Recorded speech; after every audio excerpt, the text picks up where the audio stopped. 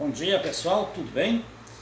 Estou gravando esse vídeo hoje para a gente entender um pouco como funciona o sistema financeiro nacional. Provavelmente você deve ter ouvido falar, ou a notícia circulou por aí, que o ministro da Economia há poucos dias, há uns 30, 40 dias atrás, montou um pacote de 700 bilhões de reais para ajudar a pequena, média empresa, desempregados, ajudar, enfim, para injetar esse dinheiro na economia. O Donald Trump, o presidente americano, ele lançou um pacote de 2 trilhões de dólares também no início da pandemia. Agora, você deve estar se perguntando, mas de onde sai todo esse dinheiro? Como funciona isso?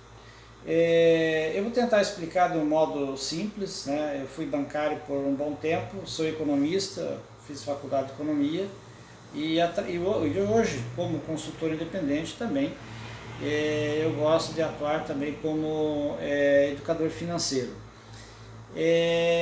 Esse dinheiro, na verdade, ele não existe. O Banco Central é um órgão praticamente independente. O Federal Reserve americano, o Fed, foi criado em 1913.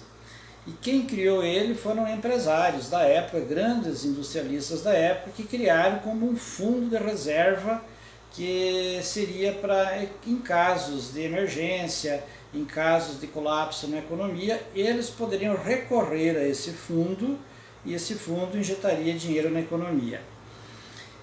Os bancos aqui no Brasil, todos os bancos precisam ter uma reserva junto ao Banco Central.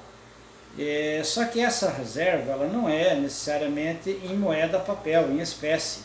Porque você imagina se todos os bancos fossem ter que levar sua reserva lá no Banco Central, que funciona lá em Brasília, próximo à Esplanada dos Ministérios, é um prédio muito bonito lá que nós passamos em frente há poucos dias, todo mundo fosse depositar lá. Então não é assim. Esse dinheiro, na verdade, ele não existe. Então, é como se fosse, falando de um modo mais simples, como se fosse um banco imobiliário. Esses 700 bilhões que o presidente Bolsonaro vai injetar na economia é um dinheiro que, na verdade, não existe. Ele só faz essa autorização para que o Banco Central possa fazer como se, ficticiamente, esse dinheiro roda na economia. Esse dinheiro, de fato, vai para a economia, porque muitos vão receber benefícios, outras empresas vão ter benefícios de impostos, a redução de impostos, parcelamento, adiamento de pagamentos. Então, existem N fatores, realmente o dinheiro vai. Só que o que eu quero dizer é que esse dinheiro, fisicamente, ele não existe. É um dinheiro, vamos dizer assim, virtual. E por outro lado, o que nós precisamos entender, a mecânica da coisa, é que muitas vezes a gente pensa que é o governo que está pagando isso. E é aí que está o grande erro de nós, cidadãos comuns, ao pensarmos que é o governo que está dando isso. O Bolsonaro está dando quase 1 bilhão, o Donald Trump 2 bilhões, né? Mas não é bem assim. Eu vou explicar agora como que isso funciona. O Banco Central, ele tem uma correlação direta com o sistema tributário nacional. Aí é que está o grande segredo da coisa. Todo e qualquer planejamento, todo e qualquer pacote econômico, todo e qualquer dinheiro que o governo joga na economia, quem vai pagar a conta no final somos nós. Porque tudo está atrelado. De onde sai esse dinheiro? Ele sai do sistema tributário nacional, ou seja, quando você recebe o teu salário, parte dele já fica impostos. E quando você pega o que sobrou dos impostos e você vai comprar comida, roupa, qualquer coisa, 40% a 50% deste dinheiro que você recebe, ele fica já na mão do comerciante, na forma de impostos, que depois repassa para o governo. Então é uma coisa assim muito interessante. Agora, qual é a finalidade, então, por que o governo precisa ter um banco central, como nós temos aqui, só que o nosso banco central, ele ainda é associado ao governo, ele não é independente totalmente do governo, como acontece nos Estados Unidos, que lá são empresários que criaram o Federal Reserve, e ele funciona há mais de 100 anos até hoje, dessa forma. Então a função dele, do Banco Central, ou do Federal Reserve, é justamente isso, é criar dinheiro fictício, como se fosse um banco imobiliário para fomentar a economia. Segundo ponto, é atuar como um banco atua. Porque quando você vai ao banco pegar um dinheiro emprestado, e o banco lança um crédito na sua conta, mas necessariamente não quer dizer que ele vai emitir moeda, papel para te emprestar aquele dinheiro. Ele só fez um lançamento na sua conta. Então é um jogo como se fosse um banco imobiliário mesmo, é um dinheiro fictício. Então, ou seja, o banco empresta um dinheiro que na verdade ele não tem. Porque se todo o dinheiro que o banco emprestasse para a gente, para os milhões de clientes que ele tem, ele tivesse que ter aquele dinheiro em moeda, papel, você consegue imaginar isso? O tamanho do cofre que teria que ter? Você consegue imaginar o tamanho do cofre que o Banco Central teria que ter, ou que o Federal Reserve teria que ter? Então é justamente assim. Então, gostando ou não, você tem que analisar o seguinte, eu tenho que analisar o seguinte: tudo que o governo fizer, quem vai pagar é o cidadão. O governo só administra.